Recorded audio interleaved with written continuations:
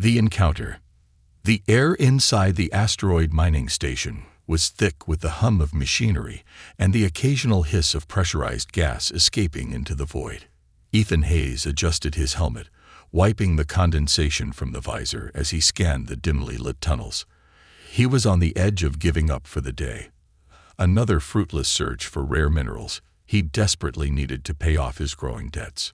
"This is hopeless," he muttered, kicking the loose piece of rock. The clang echoed down the narrow corridor, a sharp reminder of his isolation. Ethan had been mining this sector of the asteroid belt for months. The profits were slim, and the risks were high, but it was the only work he could find after the collapse of Earth's trade routes. Every day was a gamble, but so far, luck had refused to take his side. Just as he turned to leave, a faint glimmer caught his eye. It wasn't the typical metallic sheen of iron or nickel. This was different, a soft, pulsating glow emanating from deeper within the tunnel. What the? Ethan's curiosity outweighed his exhaustion, and he carefully moved toward the light. As he rounded the corner, he froze. Standing in the center of the cavern was an alien, a tall, sinewy figure with mottled blue skin and glowing yellow eyes. The alien held a mining tool that seemed far more advanced than anything Ethan had ever seen. The alien didn't seem startled by Ethan's arrival. Instead, it turned slowly, its gaze meeting his with an unsettling calmness. "You're not supposed to be here," Ethan said, his voice shaky but firm. The alien tilted its head, its expression unreadable. Then it spoke, its voice resonating like a low hum. "Neither are you, human." Ethan swallowed hard. He had encountered aliens before in the bustling trade hubs, but this was different. This alien wasn't a merchant or a traveler. It was a miner, just like him. "What are you doing here?" Ethan asked, gripping his tool belt nervously. The alien hesitated before answering. "Searching. Same as you." Ethan noticed the alien's hands moving with a practiced precision as it adjusted its equipment. Whatever it was searching for, it seemed to know exactly where to look. "You seem to have better luck than me," Ethan said, trying to mask his unease with forced humor. The alien's lips curled slightly, almost like a smile. "Luck has nothing to do with it." Before Ethan could respond, the alien's tool emitted a sharp beep. It dug into the rock with a single motion, extracting a chunk of ore that sparkled with the same pulsating glow Ethan had noticed earlier. The alien examined the ore briefly before placing it into a compartment on its suit. "Wait," Ethan said, stepping closer. "What is that? I've never seen anything like it." The alien paused, its yellow eyes narrowing as it regarded Ethan. Then, to his surprise, it reached into the compartment and pulled out a small fragment of the glowing ore. "This," the alien said, holding the fragment out to Ethan, "is a gift." Ethan hesitated, his mind racing with questions. Why would an alien miner offer him a gift? What was so special about this glowing stone? Against his better judgment, he extended his hand and took the fragment. The moment the stone touched his palm, a strange sensation coursed through him. It was as if the stone was alive, vibrating softly and radiating a warmth that seemed to seep into his very bones. "What is this?" Ethan asked, his voice barely above a whisper. The alien stepped back, its expression serious now. "A key. Protect it. Its value is beyond your understanding." Ethan opened his mouth to demand more answers, but before he could speak, the alien activated a device on its wrist. A shimmering field of light surrounded it, and within seconds, it vanished, leaving Ethan alone in the cavern. The silence that followed was deafening. Ethan stared at the glowing fragment in his hand, his thoughts a whirlwind of confusion and suspicion. Why would the alien trust him with something so important? And what did it mean by a key? As he turned to leave the cavern, he couldn't shake the feeling that he was being watched. The hair on the back of his neck stood on end, but when he glanced over his shoulder, there was nothing but shadows. Back in the cramped safety of his ship, Ethan placed the glowing stone on the console and sat down heavily in his chair. He couldn't ignore the unease creeping through him. The alien's warning echoed in his mind. Protect it. He leaned forward, studying the stone. It was beautiful, mesmerizing even, but it also felt dangerous. Whatever this stone was, it was clear that it had just changed the course of his life. Unbeknownst to Ethan, a small, blinking light on his ship's control panel signaled that his location had been compromised. Far away, hidden among the stars, a syndicate ship received the signal. The chase had already begun. The secret of the stone. The hum of Ethan's ship filled the silence as he leaned back in the pilot's chair, staring at the glowing stone on the console. His ship, the Wayfarer, wasn't much, a patchwork of old Earth tech and scavenged alien parts. But it was home. Yet tonight, it felt different, almost alive. The stone pulsed softly, casting eerie shadows on the cabin walls. Each pulse seemed to echo in his chest, as though the stone was sensing with his heartbeat. "I don't know what you are," Ethan muttered, "but you're way too quiet for something that weird." The silence was suddenly shattered by a metallic chime. His ship's eye, a cheap and glitchy system he'd nicknamed Bolt, came to life. "Ethan, there is an unusual energy signature emanating from the object on your console," Bolt announced in its monotone voice. "Yeah, no kidding," Ethan replied, running a hand through his messy hair. Bolt continued, undeterred. "The energy signature is unregistered in my database. However, it appears to be interacting with the ship's systems." "Interacting how?" Ethan asked, sitting up straight. Before Bolt could respond, the ship's main display flickered. Static crackled across the screen, and then, without warning, a holographic map burst into view. It filled the cabin with vibrant, swirling colors, pinpointing a set of coordinates far beyond any system Ethan had ever heard of. "What in the—" Ethan leaned closer, his jaw tightening as he studied the map. The coordinates led to a sector marked as uncharted. "Bolt, do you have any data on this location?" "Negative," Bolt replied. "The coordinates are not listed in any known galactic databases. This region is classified as a void zone. No recorded activity, no established routes." Ethan frowned. "So why would this thing point me there?" As if in response, the stone pulsed again, its glow intensifying. Ethan felt a strange tug in his gut, a mix of curiosity and dread. He knew this wasn't a coincidence.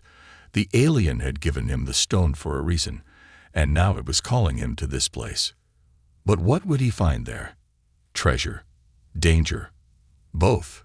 "Set a course, Bolt," Ethan said, his voice steady despite the unease gnawing at him. "Let's see where this leads." The ship's engines roared to life, and the Wayfarer lurched forward, leaving the asteroid belt behind. As Ethan stared at the glowing map, a creeping sense of paranoia settled over him. He couldn't shake the feeling that he wasn't alone. Hours into the journey, Ethan's fears were confirmed. "Proximity alert," Bolt announced. "Unidentified vessel approaching at high speed." Ethan's heart raced as he checked the sensors. The large ship, heavily armed, and bearing the unmistakable insignia of the Galactic Mining Syndicate, was closing in fast. "Of course," Ethan muttered, slamming his fist on the console. The Syndicate had a reputation for ruthlessness. If they were after him, it could only mean one thing. They wanted the stone. A voice crackled through the comms, cold and commanding. "Unidentified vessel, this is Captain Drex of the Syndicate cruiser Relentless. You are in possession of stolen property. Surrender the object immediately, or prepare to be boarded." Ethan's mind raced. There was no way he could outrun a ship like that, let alone fight it. His only chance was to outthink them. "Stolen property," he said, stalling for time. "I don't know what you're talking about." "Don't play games," Captain Drex snarled. "The energy signature from your ship matches the artifact perfectly. Hand it over, or we'll take it by force." Ethan glanced at the stone, still pulsing on the console. His gut told him giving it up wasn't an option. Whatever this thing was, it was bigger than him. And maybe even bigger than the syndicate. "Bolt, prepare for evasive maneuvers," Ethan said under his breath. "Evasive maneuvers prepared," Bolt replied. Ethan slammed the throttle, sending the Wayfarer into a sharp dive just as the syndicate ship fired. Beams of energy streaked past, narrowly missing his hull. "What's your plan, genius?" Ethan muttered to himself as he veered into a nearby asteroid field. The ship's alarm blared, warning him of the increasingly dangerous terrain. Behind him, the syndicate cruiser pursued relentlessly, its weapons tearing through the asteroids like paper. Ethan gritted his teeth, weaving through the floating rocks with a precision born of desperation. He had no intention of dying here, not when the stone's mystery was still unsolved. "Bolt, status report. Shields at 40%. Hull integrity critical." "Great," Ethan muttered. As he dodged another barrage, an idea struck him. It was risky, but he was out of options.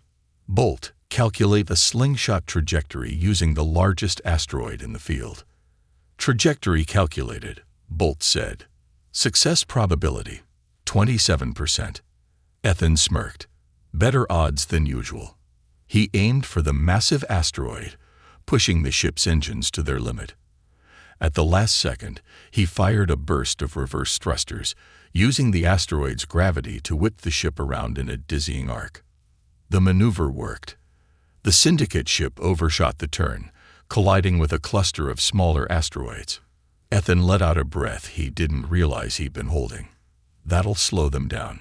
But he knew it wouldn't stop them for long. As he exited the asteroid field and set a course for the uncharted coordinates, he glanced at the glowing stone. "What did I just get myself into?" he muttered.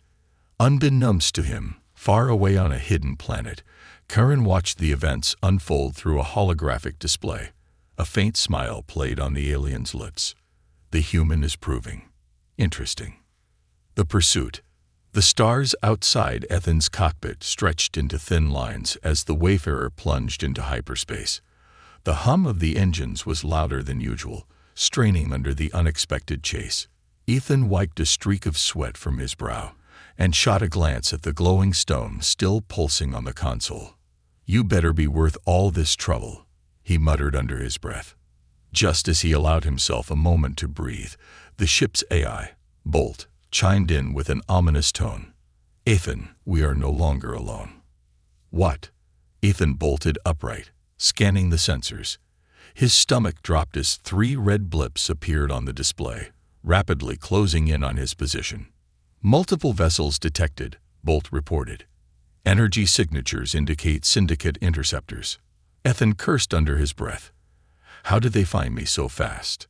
"The artifact," Bolt replied. "It's emitting a traceable signal." Ethan's eyes widened as realization dawned. The glowing stone wasn't just guiding him. It was practically broadcasting his location to anyone listening. "Can we shut it off?" Ethan asked, his voice rising. "Negative," Bolt replied. "The artifact's energy signature cannot be suppressed using current ship systems."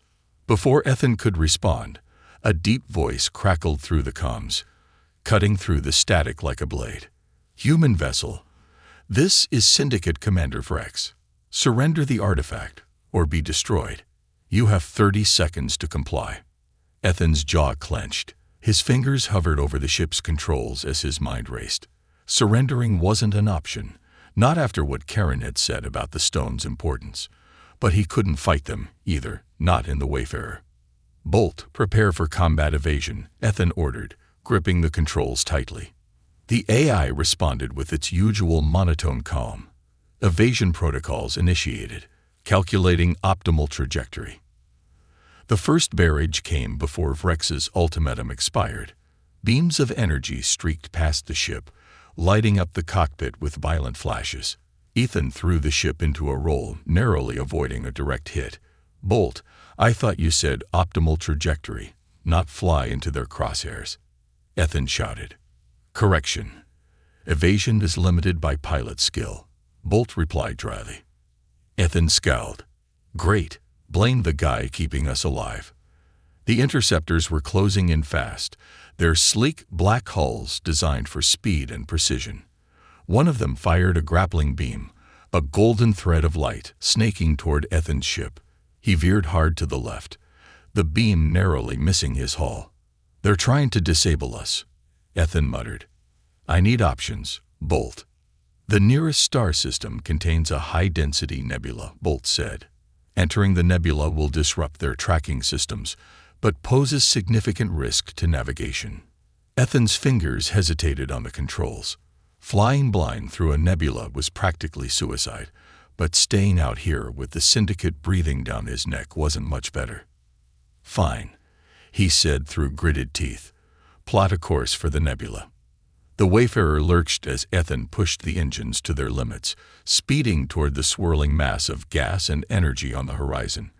Behind him, the syndicate interceptors adjusted their formation, anticipating his move. As the ship entered the outer edges of the nebula, the view outside the cockpit shifted dramatically. Streams of light and color twisted and churned like a living thing. The ship's sensors began to flicker, overwhelmed by the electromagnetic interference. "Visibility reduced to 5%, Bolt reported. "Sensor accuracy compromised." "I noticed," Ethan said, gripping the controls tighter.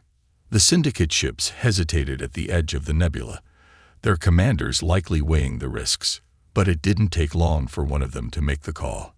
"They're following us," Bolt said. "Of course they are," Ethan muttered. The nebula wasn't just a storm of gas and energy. It was a graveyard. Ethan dodged around massive chunks of debris, remnants of long-forgotten battleships swallowed by the nebula's fury. The syndicate ships, less agile but more heavily armored, began to close the gap. One of them fired, and the blast clipped Ethan's wing. Alarms blared as the ship rocked violently. "Damage report," Ethan shouted. "Left thruster compromised. Power output reduced by 30%, Bolt replied.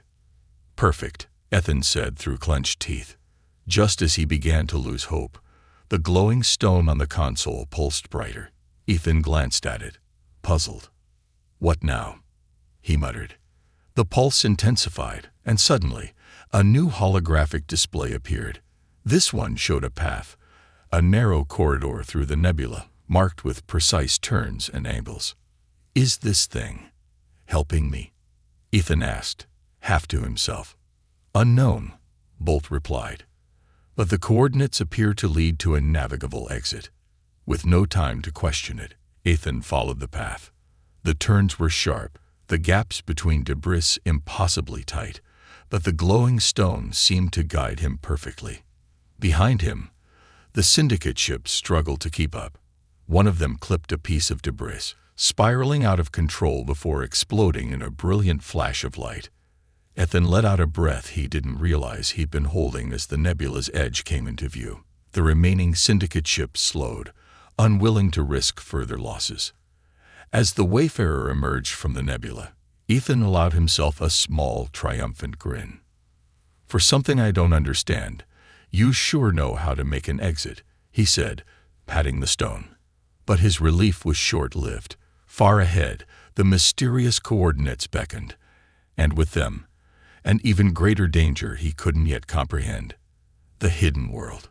Ethan's ship, the Wayfarer, slowed to a crawl as it approached the coordinates projected by the glowing stone. The vast emptiness of space seemed to ripple in the distance, as though the stars themselves were bending around something invisible. "What is that?" Ethan whispered to himself. The ship's sensors went haywire, spitting out errors and warnings. Bolt, the AI, chimed in. "Energy field detected. Analyzing structure. Error. Data exceeds current processing capabilities." Ethan frowned, leaning closer to the viewport. Before him was a phenomenon he had never seen, an enormous shimmering field, translucent yet impenetrable, stretching across the void like an ocean of light. "The artifact is reacting," Bolt added.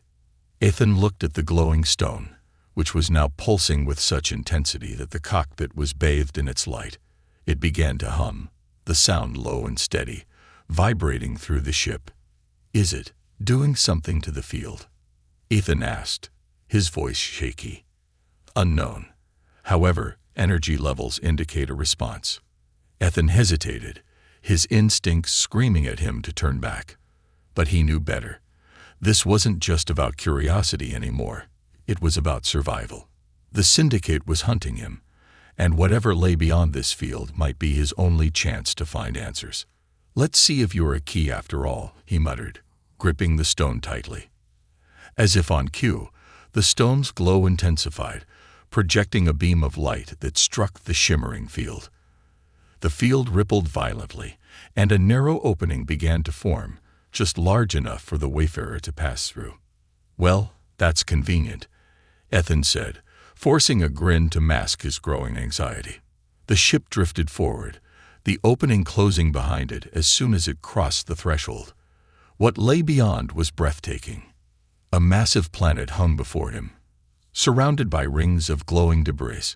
Its surface shimmered with strange, intricate patterns that seemed to shift and pulse like veins pumping with life. Massive towers of crystal reached toward the sky, each one emitting a soft light that connected to the next in a vast, web-like network. Ethan stared in awe. What is this place? Unknown, Bolt replied. The planet's atmosphere is stable, but its energy readings are off the charts. As Ethan guided the ship closer, he noticed something unusual. The towers weren't the only structures on the planet.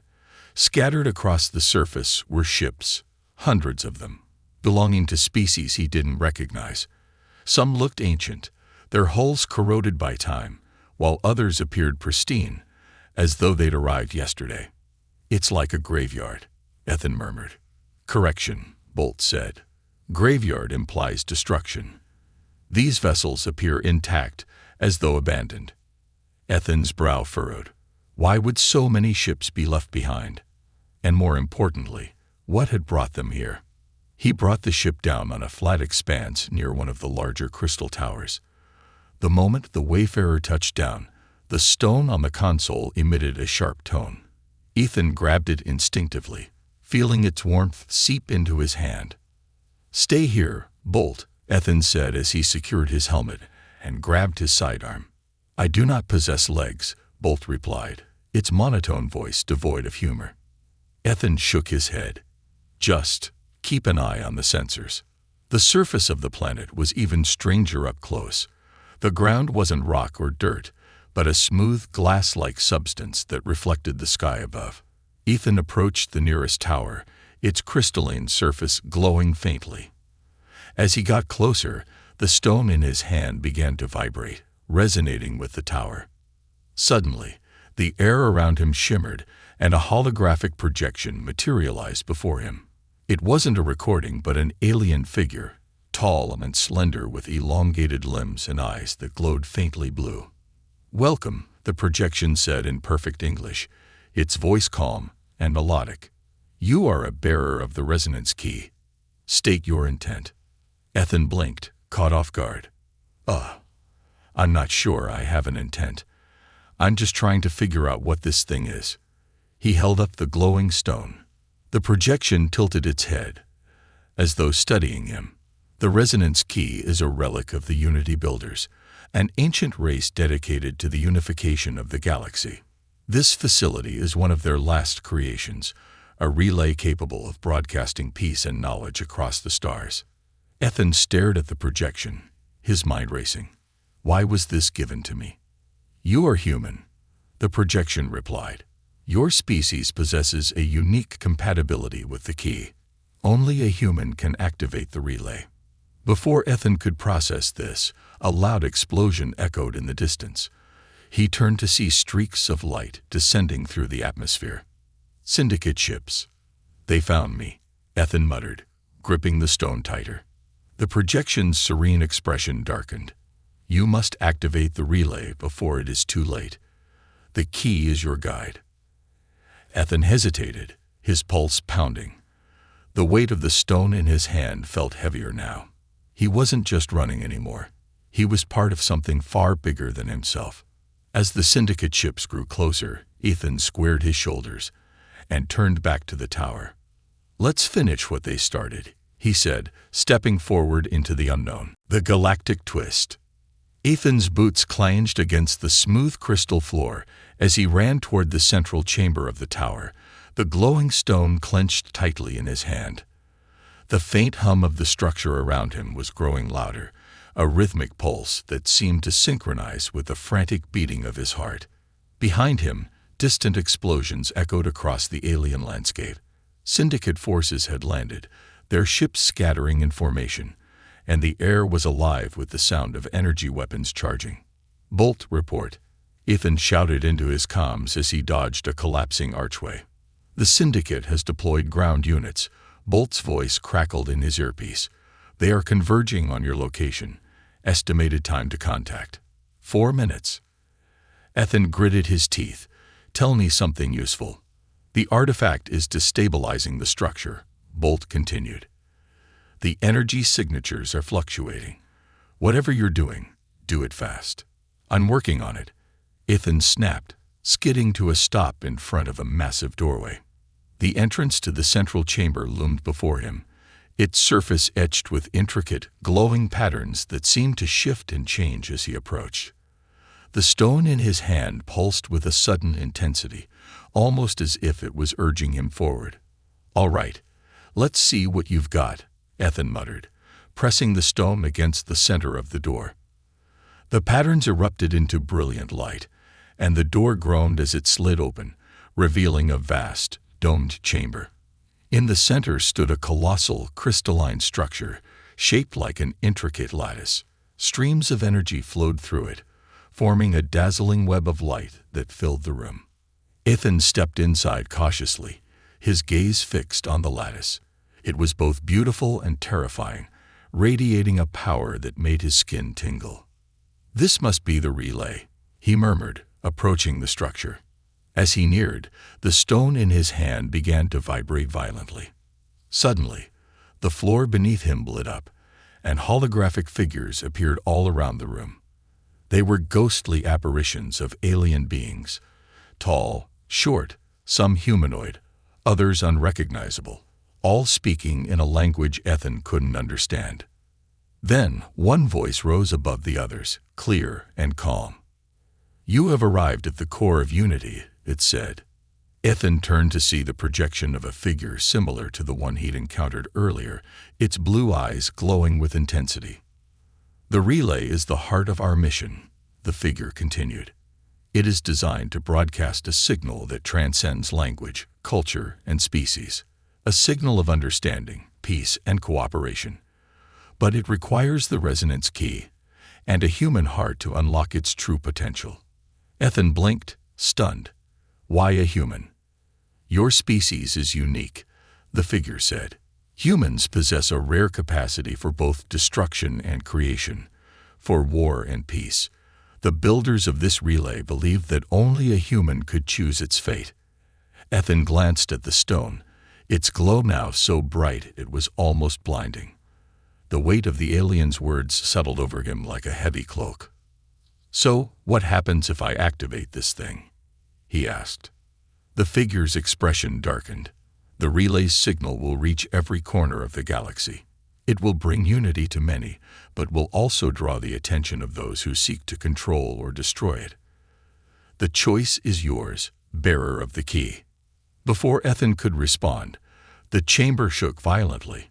The lights flickered, and the sound of Syndicate blaster fire echoed closer. "They're here," Ethan said, his grip tightening on the stone. The projection tilted its head. "Then you must act quickly." The first Syndicate soldiers burst into the chamber, their black armor gleaming under the pulsating light of the relay. They raised their weapons, but Ethan had already moved. Diving behind a crystalline pillar, he fired his sidearm, the energy bolts ricocheting off the walls. "Relay energy is spiking," Bolt reported through the comms. "Activating it now could cause a catastrophic overload." "Noted," Ethan yelled, narrowly avoiding a blast that shattered the pillar he was hiding behind. He glanced at the relay, its energy now swirling like a storm. If he didn't act, the Syndicate would seize control. And if he activated it without stabilizing it, There was no telling what might happen. Ethan took a deep breath, his mind racing. Then he stood and sprinted toward the relay, dodging blaster fire as he went. "Stop him!" one of the syndicate soldiers shouted. Ethan ignored them, leaping onto the platform at the base of the relay. He placed the stone into a slot at its center, and the entire structure roared to life. Blinding light filled the chamber as the relay's energy surged outward. The syndicate soldiers froze, their weapons clattering to the ground as they clutched their heads in agony. Ethan staggered, overwhelmed by the sheer power coursing through the room. He heard voices, not just alien but human, too, whispering, shouting, crying, laughing. It was as if the relay was speaking directly to his soul. Then, just as suddenly as it started, the light dimmed. The relay pulsed steadily, its energy stabilizing. The syndicate soldiers lay unconscious, and the battlefield fell silent. Ethan collapsed to his knees, his chest heaving. He looked up at the relay, its glow now soft and serene. "You did it," Bolt's voice crackled in his ear. Ethan nodded weakly, his mind reeling. Whatever the relay had done, it was only the beginning. And out there, in the vast galaxy, the message of unity had just begun to spread. The battle for the relay. The relay's hum resonated like a heartbeat through the crystalline chamber, but the stillness that followed its activation was fleeting. Outside the tower, the sky burned with streaks of light as syndicate warships descended. The rumble of distant explosions sent tremors through the ground, and the air buzzed with tension. Ethan stood at the base of the relay, his chest heaving as he tried to process what he'd just unleashed. The glowing stone, now embedded in the relay, radiated a calm energy, but the calm didn't reach Ethan. His instincts screamed that the worst was far from over. "Bolt," Ethan said into his comms, his voice hoarse, "give me an update. What's happening out there?" "Multiple syndicate vessels have landed," Bolt replied. "They are deploying ground forces and heavy artillery. Estimated time before they've reached the tower, 2 minutes. Ethan cursed under his breath, scanning the chamber for options. The relay was operational, its energy stabilizing, but the syndicate wouldn't stop until they controlled it, or destroyed it. "You need to leave," a calm, familiar voice said. Ethan spun around, startled. Karen, the alien miner who had given him the stone, stood at the chamber's edge. The alien's eyes glowed faintly in the relay's light, his expression unreadable. "You," Ethan shouted, "what are you doing here? Did you plan all of this?" Karen's gaze didn't waver. "I didn't plan your part, human. That choice was yours. But I knew the syndicate would come. The relay is too powerful to remain hidden forever. And you just let me walk into this mess." Ethan snapped. Karen stepped closer, his voice steady. "Because you're the only one who could do what needed to be done. The relay is active now. Its message will reach the galaxy. But you must defend it, just long enough for it to complete its broadcast. Defend it." Ethan laughed bitterly. "I'm one guy with a broken ship and a bad sidearm. They've got an army." Karen raised a hand, and Ethan felt a sudden shift in the air. The chamber seemed to ripple, and Ethan realized with a start that other figures were appearing around them. They weren't syndicate soldiers. They were aliens, humans, and other beings Ethan couldn't identify, each armed, battle-worn, and determined. "Who are they?" Ethan asked, his voice barely above a whisper. "Allies," Karen replied simply. "Those who've been waiting for this moment."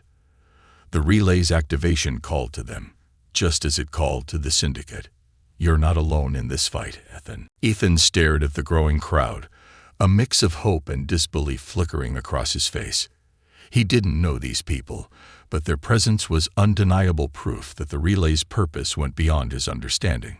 A sharp explosion outside snapped Ethan back to reality. The tower shook violently, and Karen's calm demeanor darkened.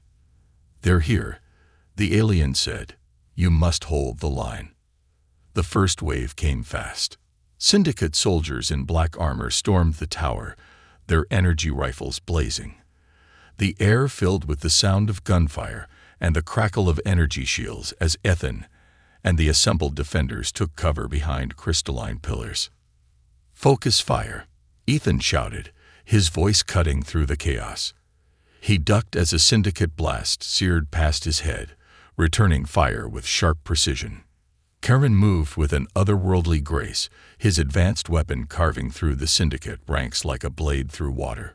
Around him, the defenders fought with a ferocity that Ethan couldn't help but admire. Despite their determination, the syndicate's numbers were overwhelming. For every soldier they took down, 2 more seemed to appear. The defenders were being pushed back, their lines fracturing under the relentless assault. "Bolt, status on the relay." Ethan barked into his comms. "Relay broadcast at 62% completion," Bolt replied. "Time remaining, 6 minutes." Ethan gritted his teeth. "We don't have 6 minutes." Karen appeared beside him, his expression grim. "The syndicate is deploying heavy artillery.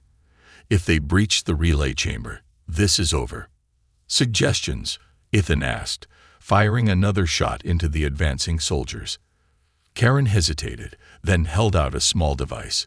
It was sleek and alien, its surface glowing faintly with the same energy as the relay. "What's this?" Ethan asked. "A failsafe," Karen said. "If the relay cannot be defended, this will overload its core. It will destroy the relay and everything within 100 kilometers." Ethan stared at the device, his stomach twisting. "You want me to blow it up? After all this?" "It's a last resort," Karen said. "The relay must not fall into syndicate hands. The choice is yours, human." As the battle raged on, Ethan felt the weight of Karen's words pressing down on him. The defenders were holding, but barely, and the syndicate's artillery was drawing closer. Ethan glanced at the device in his hand, his mind racing. Could he really destroy the relay, after everything he'd sacrificed to activate it? Or was there still a chance to save it, and the galaxy's hope for unity? Taking a deep breath, Ethan made his decision. A new beginning. The silence after the final blast was deafening. Ethan stood in the relay chamber, his breath coming in ragged gasps. Around him, the crystalline walls glowed faintly, pulsating like the heartbeat of a slumbering giant. The syndicate forces had been driven back or destroyed, and the defenders were picking their way through the wreckage of the battle. Ethan's hands shook as he looked down at the small device Karen had given him, the failsafe. He had held it tightly through the chaos, ready to use it if the syndicate broke through. But they hadn't. The relay had held, and the message it broadcasted was now spreading across the galaxy. "Ethan," Bolt's voice crackled in his earpiece, breaking the fragile quiet. "Relay broadcast is complete. Energy levels are stabilizing. The system is secure." Ethan let out a breath he hadn't realized he was holding. He turned to Karen, who was standing at the edge of the chamber, gazing at the relay with an expression Ethan could only describe as reverent.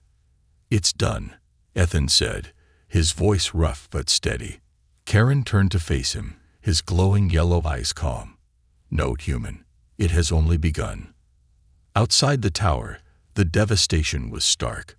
The once pristine landscape was scarred by craters and the shattered remains of syndicate ships. Yet amidst the destruction, there was life. The defenders, humans, aliens, and species Ethan had never encountered before, gathered around the base of the tower, their faces a mix of exhaustion and hope. Ethan stepped out into the light, the glowing stone still embedded in the relay behind him. The crowd turned as he approached, their eyes filled with something he wasn't used to seeing: admiration. A tall insectoid alien stepped forward, its chitinous exoskeleton glinting in the sunlight. "You have done what many thought impossible," it said, its voice clicking and resonating. "You activated the relay and defended it from those who sought to destroy it." "I didn't do it alone," Ethan replied, glancing at the others who had fought beside him. "And I'm not sure I even understand what I started." Karen joined him, his voice carrying over the murmurs of the crowd. "The relay's message is more than words.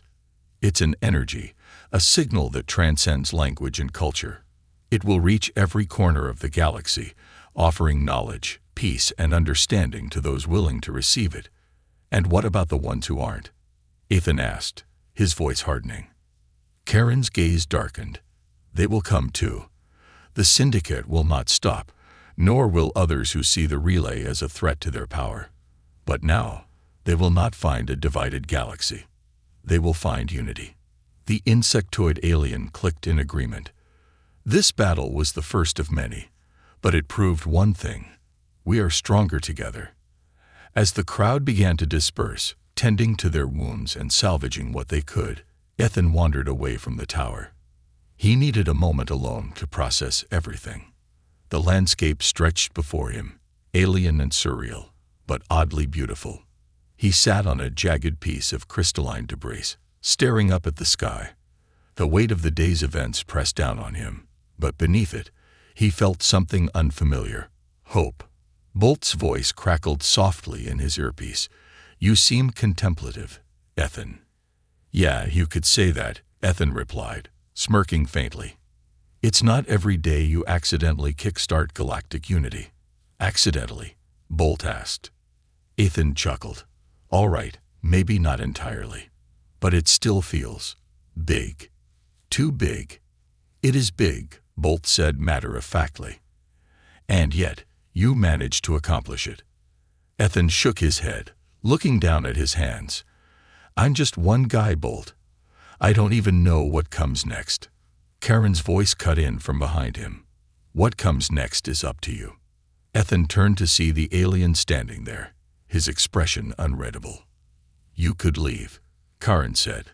Return to your old life. Let others carry the burden of what's been started. Ethan raised an eyebrow. Somehow, I don't think it's that simple. Karen nodded. No, it isn't. But you could also choose to stay, to help guide what comes next. The relay may be active, but the galaxy will need leaders. People who believe in its message and are willing to fight for it. Ethan sighed, the weight of the decision settling over him. He looked up at the sky, where the faint glow of distant stars seemed to shimmer with new meaning. All right, he said finally, standing. I've come this far. Might as well see it through. Karen inclined his head, a small smile playing at the corners of his mouth. A wise choice, human. As they turned back toward the tower, Ethan felt a strange sense of purpose blooming within him. For the first time in a long time, he wasn't running from something. He was running toward it.